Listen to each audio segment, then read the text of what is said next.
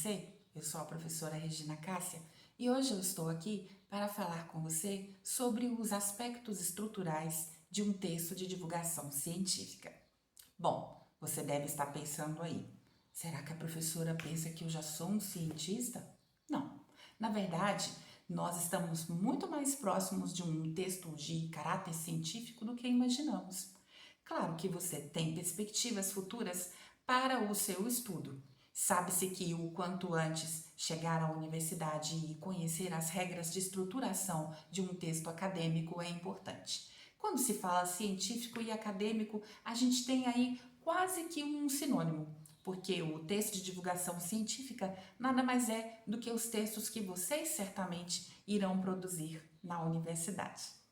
Bom, por falar em texto de divulgação científica, que como um recurso, nós temos a intertextualidade. A intertextualidade nada mais é do que o diálogo de um texto com outros textos, ou mesmo um outro específico no singular, um outro texto.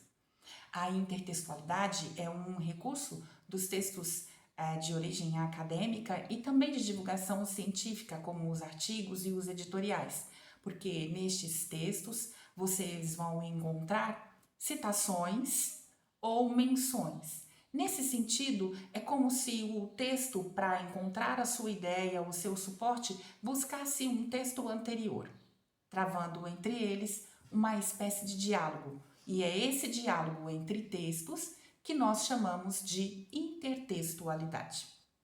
A intertextualidade, ela é usada como garantia de argumentação para um texto, de veracidade, verdade e apropriação da própria verdade em um texto. Quando falamos em intertextualidade, podemos dividir este raciocínio por dois caminhos quando queremos escrever um texto. Posso usar a citação de maneira clara e seguindo as regras da BNT, usando aí aspas, colocando também uma pontuação adequada ou parênteses ou mesmo um itálico, fazendo a referência do nome do autor com aquele pensamento.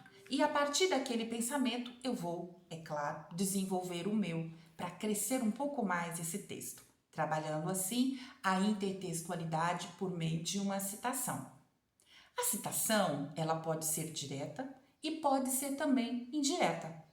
Quando falamos de uma citação indireta, essas marcas vão desaparecer, porque aí também temos um sinônimo de citação indireta, que é a paráfrase.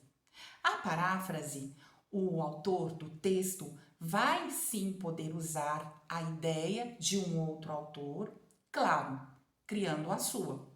A ideia já está pronta, mas eu vou colocar no meu texto a compreensão daquela ideia.